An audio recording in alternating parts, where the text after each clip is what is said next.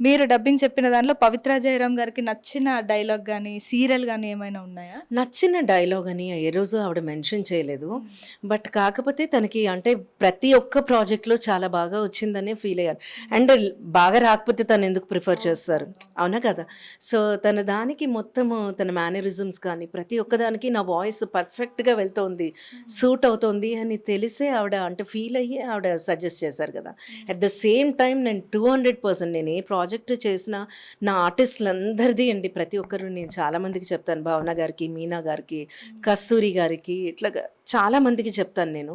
శిరీష గారికి చెప్తున్నాను. And so, ఆహ్, ఎవరిది కూడా నేనసలు కాంప్రమైజ్ కాను.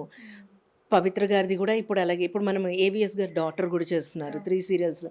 ఆ 3 సీరియల్స్‌లో ఆవిడకి నేనే చెప్తున్నా. సో, కాబట్టి వాళ్ళదేంటి మేనరిజమ్స్ ఎలా ఉన్నాయి, అది చూసి మనం ఫాలో అయిపోయి ప్రతి ఒక్క ఆర్టిస్ట్ కూడా అదే అంటారు. మాకు మీ వాయిస్ చాలా యాప్ట్‌గా ఉందండి అని. And they prefer my voice also అనమాట. వాళ్ళ ప్రాజెక్ట్స్ కోసం. అలాగే పవిత్ర గారు కూడా అంటే ఎట్లా అంటే నా మేనరిజమ్స్‌కి బాగా సూట్ అయిపోయిందండి మీ వాయిస్ అనేవారు. అండ్ చాలా బాగా వచ్చింది గాయత్రి గారు అని అనేవారు. సో, కాబట్టి ఏ రోజు 100% అవుట్‌పుట్ తనే ఇచ్చేవారు.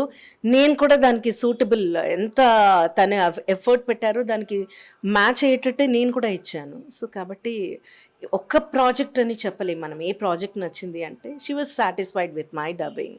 అట్లా చాలా రకాల పుకార్లు గూడా వస్తున్నాయి. ఈ సోషల్ మీడియాలో లేనిది ఉన్నట్లు, ఉన్నది లేనట్లు అన్నీ మాట్లాడుతున్నారు.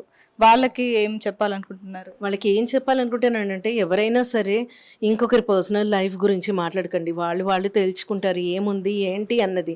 మనందరము అట్‌లీస్ట్ అండి చనిపోయిన వాళ్ళ పట్ల మనకు కొంచెం గౌరవం అన్నా కలిగి ఉండాలి కదా! రెస్పెక్ట్ ఇవ్వాలి వాళ్ళకి మనము. చనిపోయారు వాళ్ళు. ఎట్లా ఆల్ ఆఫ్ ఎ సడెన్ పోయారు వాళ్ళు కదా! అసలు నమ్మలేకపోతున్నాం మేము. All of a sudden I could not believe myself అసలు. చెప్తే అంటే యాక్చువల్లీ మా మావయ్య గారికి బాలేకుండిందనేసి దాంట్లో కొంచెం బిజీ ఉండి నేను మిస్ చేశాను. ఆ న్యూస్ నేను చూడలేదు. మార్నింగ్ నుంచి ఫోన్ ముట్టుకోలేదు. ఈవెన్ మధ్యాహ్నం దాటిన తర్వాత నాకు తెలిసింది. లేదు ఇది నిజం కాకుంటే ఉంటే బావుండు అని అనిపించింది. బట్ ఏం చేయలేం విధి అంతే. ఎవరు తప్పించలేరు కదా! విధి ఎలా ఉంటే దాన్ని అంతే.